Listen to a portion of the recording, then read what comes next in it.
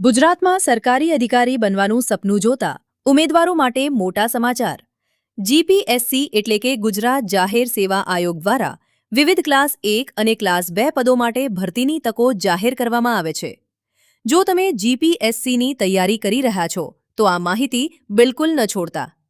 GPSC ભરતી 2026માં અલગ અલગ વિભાગોના વિવિધ પદો માટે ભરતી કરવામાં આવે છે. ભરતી પ્રમાણે શૈક્ષણિક લાયકાત, વયમર્યાદા, જગ્યાઓ, પરીક્ષાની તારીખ અને પસંદગી પ્રક્રિયા અલગ હોઈ શકે છે.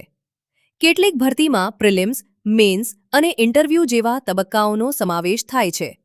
તેથી જે ભરતી માટે તમે અરજી કરવા માંગો છો તેની સત્તાવાર જાહેરાતમાં આપવામાં આવેલી તમામ વિગતો ચોક્કસ તપાસો.